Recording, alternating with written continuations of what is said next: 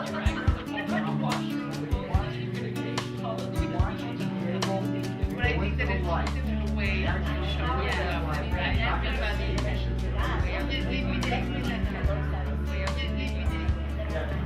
we go around and just share our names now that we're After studying the 5-year plan, the December 27 message, there was a realization that the friends are entering in a closer association. And the type of fireside that we had was a lot of seekers and one individual giving a talk. So the opportunity to build a closer relationship with our seekers was difficult because it was a large room, so on and so forth. So we tried a number of different things. What we found that works the most, we just give a brief presentation and then we break into groups and we have a facilitator and we discuss. There's like a limitation. So approach our Studying the message, we realized that it's all about building skills. So we said that why don't we ask different people to come, and this becomes a medium to build skills. And we thought, why don't we put the youth in the forefront? And the result has been absolutely positive because they're feeling confident to be able to do this, also gaining those skills.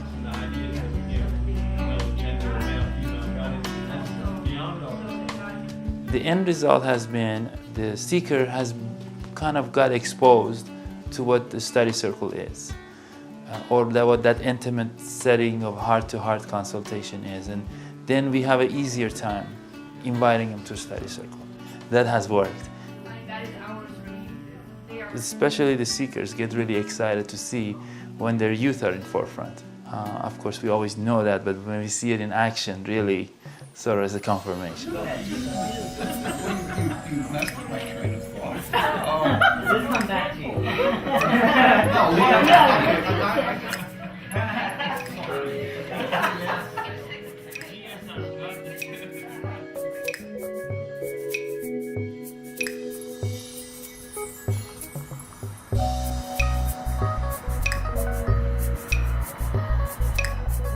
Like, people have kind of known I'm a Baha'i, but it's just kind of been, like, I've kind of talked about it a little bit, but you get that eyes glazed over thing that sometimes happens, so you just kind of go on.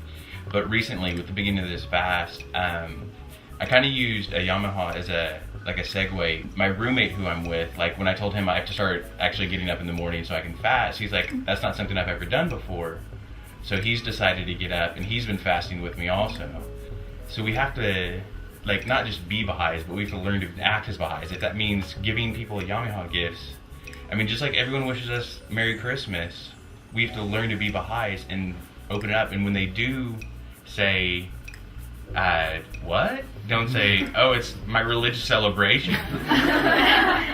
Like, use that opportunity that they've asked and try to share with them so it makes sense and not just, like, more kind of ask more question type answers. I think the youth around here have grown a lot more closer in the past few years as we've grown older. And because of that, we've supported each other in many more different levels. A lot of youth are in charge of doing the devotionals and things like that, and I have a feeling that if the youth just decided not to, you know, then there would be a big problem. We do a lot of things. For example, I hosted a reflections gathering, things like that. They go out of their way and ask youth to specifically do it to get us more involved. As far as the institute process in Denton, I guess, you know, I was kind of younger when the whole thing started, the 5-year plan before this one.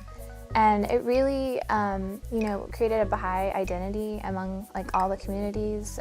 Like, before pre-institute, you know, like, until now to after institute, like, there's a big difference. Like, our community just seems so much more alive.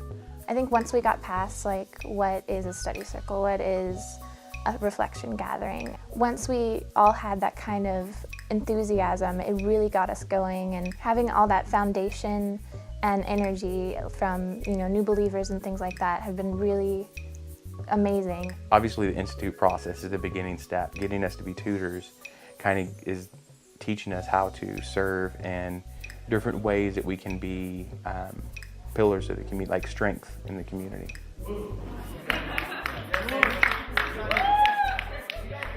when I was younger and I looked at it, I was like, wow, what's going on? Mass teaching, like we're bringing people in, but we're not really doing anything, It's like we need to work on ourselves. We need to fix our own backyard before we go out and try to help the community. And it's like, and then now that I think about it, that's what the Bahá'í Institute was, is to fix your backyard, and to get you caught up and then go out and stuff, So it's like I'm happy. I'm like, wow. When I sit back and look at our community, my head just really spins because I feel like I'm part of a community that's actually doing stuff, There's a very high station for Baha'i youth. It's set very high. So often when I was around other Baha'i youth, I would feel I was uninformed or didn't know. Like if I didn't know exactly what happened when and all these kind of things, I felt really out of place. So that actually kind of, in some ways, caused me to withdraw some. But through the Bahá'í Institute, when I began to learn things, it began to all put it in a frame of reference. The series of courses built up upon each other gave me a basis of knowledge, so that way then I can talk about the faith when there's questions. Even if I don't know the right answer, I have this framework to work within. So I think that's one way that the knowledge has empowered me for service.